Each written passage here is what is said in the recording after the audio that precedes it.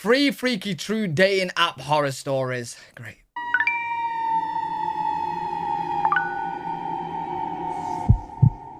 Sorry if any of you guys are on dating apps.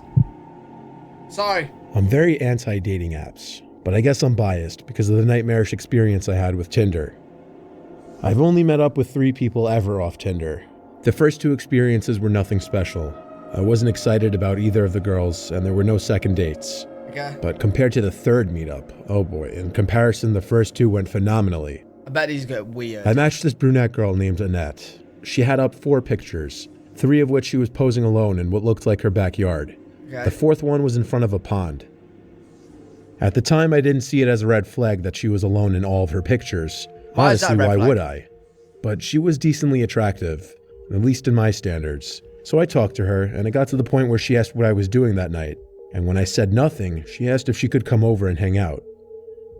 Considering my bedroom in my parents' house is in the basement with a separate entrance, it would work out rather nicely. We set a time for her to come over. When the time came, she texted me literally right on the dot that she was outside. Punctual, to say the least. I let her in the side basement door entrance, and we walked downstairs. I tried to make the greeting not awkward, but right off the bat, first impression, she seemed weird. Her responses were short, her laugh was weird. When we sat down on my bed and I asked her how long the drive was, she laughed. Like, she didn't even answer my question. She just laughed like I told a joke. Okay. And as she laughed, she looked right at me, her eyes still open wide. It was uncomfortable, and I already knew I wasn't going to vibe with this girl. Alright, kick her out. I wanted her out ASAP. Kick her out. I turned the TV on in the background for filler, and I pretended to be laughing at the TV because of the constant awkward silences. Hey, listen, if you've ever been in this situation, I've got the best go-to, bro. Just go, oh. I think I just pooed myself. I think I got diarrhea. Do exactly that, and you're all good. She's gotta go, bro. And she never once batted an eye to look at the TV. She just watched me the whole time. Oh, weird. I was able to wrap it up quickly by pretending I got a text about going into work early the next day, and I implied I needed to go to sleep. She seemed like she didn't want to leave. It was extremely awkward. But I managed to get her to follow me out the basement door. When she was finally gone, I had to ask myself, what did I just put myself through? Not even 5 minutes after she left, she texted me, "Are you sure you have to go to bed? I was having fun." I read the text and sighed. I threw my phone on the bed to charge while I went to get food upstairs. Mate, she knows where you live When now, I got bro. back, I had 3 more texts from her, 2 being question marks, the last one being hello with more question marks. This girl was clearly nuts, so I blocked her. Done and done. I went to bed an hour later. I awoke in the middle of the night, like I often do. I'm a light sleeper, it's really annoying. Waking up randomly isn't weird for me. I instinctively felt around for my phone to check what time it was, but my phone wasn't by its normal spot on the ledge charging. Oh, and no. I 100% remembered putting it there. Oh, no. So I got up and started looking around for my phone. I turned on the bedside strip of red LED lights I had hung on the wall to light up the room just a bit. She's there. I couldn't find it though, and I'm kind of the person who will let that bother me until I find it. I went upstairs to grab the landline phone and bring it down so I could call my number. When I dialed my number, I heard it ringing from inside the boiler/laundry room, which was connected to my room. I entered the boiler room, and there was my phone left on the washer machine, causing the entire machine to vibrate as it rang. Oh! I knew this was bizarre because I didn't do laundry that night. I didn't even remember going in there. I picked up my phone to see a bunch of new messages from some random number. I opened the texts to see 2 pictures of me sleeping. How to the no, bro? How to the no, bro?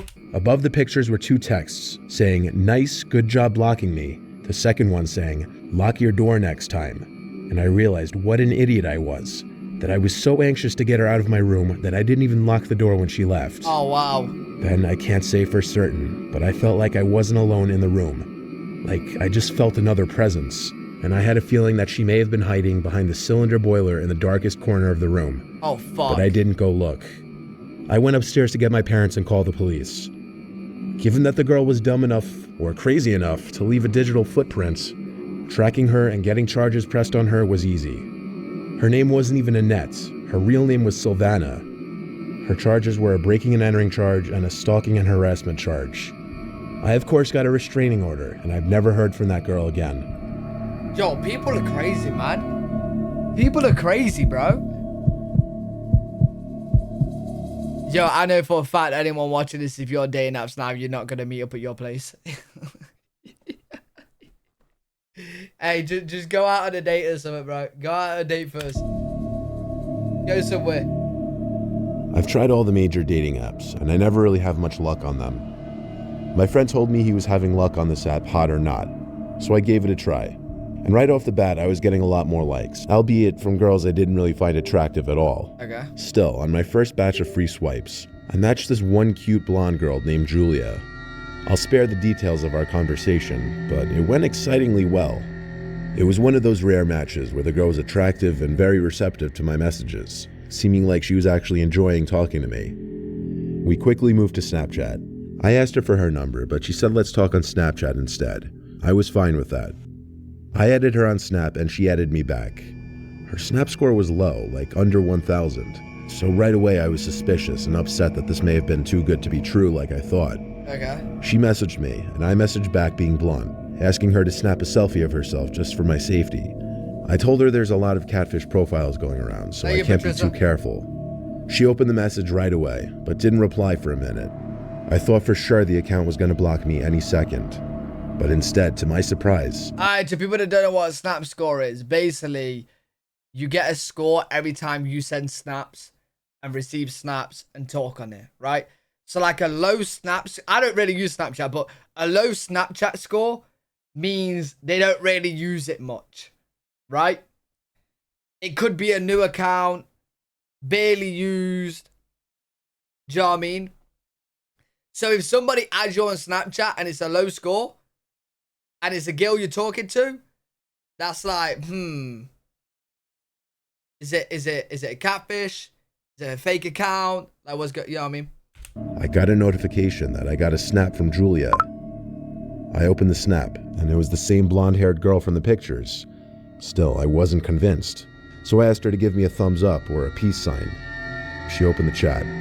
I was waiting to see if she'd block me this time. She didn't respond for a couple minutes, until finally, she sent another snap. I opened it, and it was half her face smiling, holding up a peace sign. Oh, there you go. That was enough for me. I snapped her back, and then we messaged for a little while.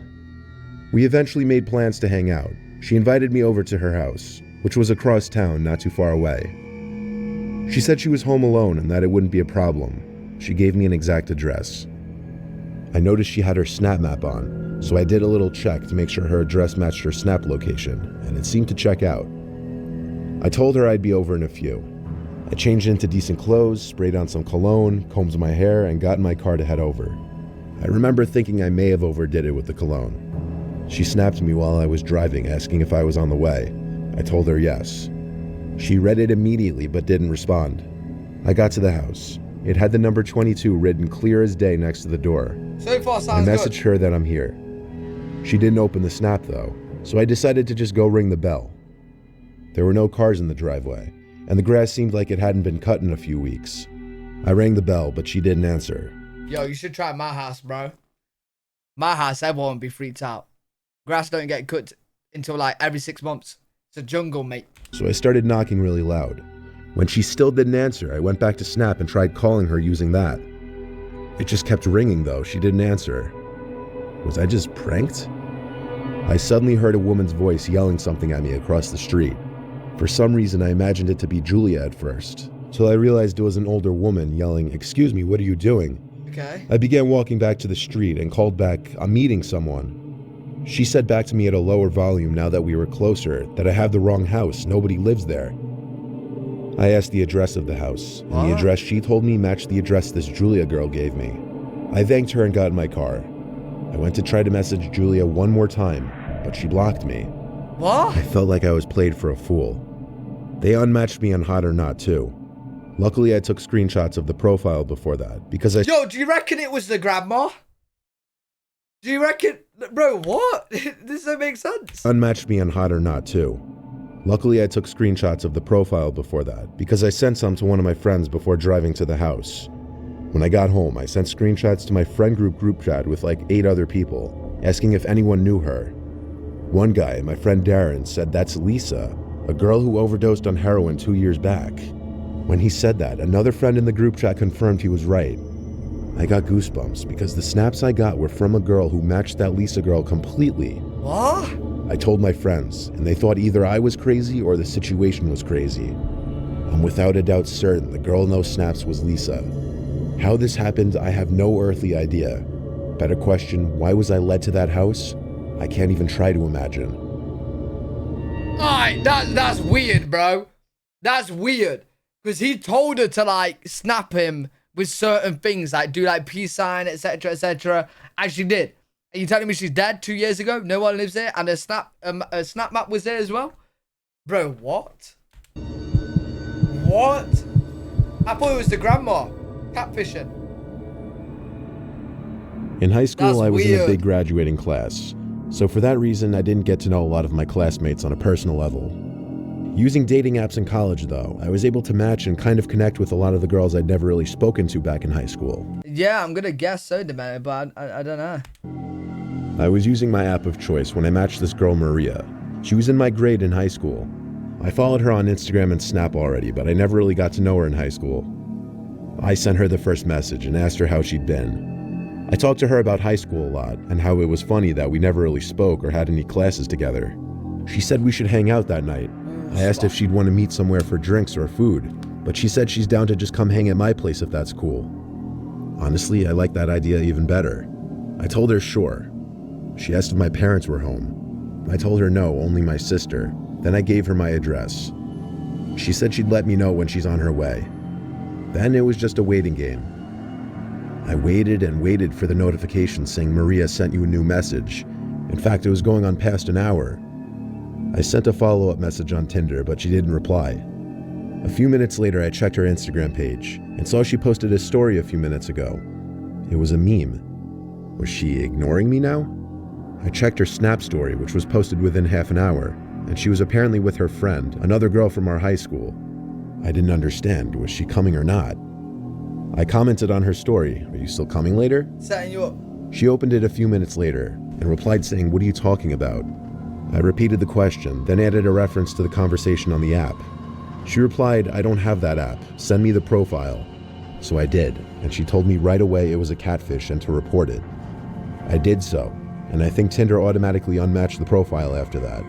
But I wasn't concerned about someone using this girl's pictures. Unlucky. I was concerned someone had my address and knew my parents weren't home. Oh, yeah. Yo, that would be scary, bro. Imagine. You're catfishing, you've already told him your address and told him you're alone. That would be scary, bro. I made sure every door was locked. Oh, shit. I truly was expecting something to happen that night, but it was getting pretty late, and I was starting to feel a little more relaxed. When my guard was down, that's when it happened. What? A horrific scream from my little sister's room. Oh my god, that fucking shit me up. Bro, why you adding in sound effects, bro? Why you adding in fucking sound effects, bro? Bro, don't add... Yo, fuck that. Fuck that. Was down. That's when it happened. A horrific scream from my little sister's room. I jumped off the couch to go run to her room. She opened the door just as I made it to the room, and we met at the doorway. She had this horrified look on her face, like she just saw a demon. She screamed that there's someone outside her window. I couldn't believe it. She ran upstairs while I went to her window to confirm it. There was no one out there now, but I knew it wasn't a coincidence. Hell no. I tried to call my parents, but I couldn't get a hold of either of them. Yo, I thought it was Home Alone. I didn't think his sister was there, bro. I thought it was like someone in his house. The person that catfished. My sister slept in my room with me that night because she was scared. I only went to bed after waiting downstairs for an hour, listening for anything possible. When I was finally in bed, that was when I heard a noise. My sister heard it too, because we both sat up at the exact same time. Our Fuck. parents weren't supposed to be back that night. I went to lock the bedroom door and then got 911 on the phone. I whispered into the phone that I was certain we were currently the victims of a break-in. I told my sister to be quiet when she started making crying noises. Footsteps approached the door. Then someone tried twisting the doorknob. Then they started banging on the door. And in a deep, angry-sounding voice, a man said, "I know you're in there. I can smell you." The 911 operator heard it, and she told me to hide in the closet with my sister. I waved my sister over to the closet and she came. We sat in there quietly the best we could, but he kept banging and banging on the door, and my sister cracked. She cried out, "The police are coming, leave us alone." The banging. Yeah, bro, who goes to the door and goes, "I can smell you"? I'm like, well, bitch, I didn't fart. That's you, motherfucker. You smell it yourself, stinky ass motherfucker. Stopped. We heard the man laugh. Then there was silence. Next thing we knew, the police were outside, and the operator told me to quickly get to the front door if the coast was clear to let the police in. The police then did a thorough investigation of the house, which was clear. The entry and exit point was my parents' bedroom window, which he climbed through off the backyard awning. My little sister screaming about the police must have scared him off. The police recommended we sleep somewhere else, so we went to my friend Joe's house. Ever since then, I always verify whoever I'm talking to from online is actually who they say they are. Yo, do you know what's scary? Is that person that catfished him and went to his house has his address, bro. That's the scariest thing, man. They're still out there, still got the address. Nah, I would have to move house. I really would. I genuinely would have to move house. Hell no.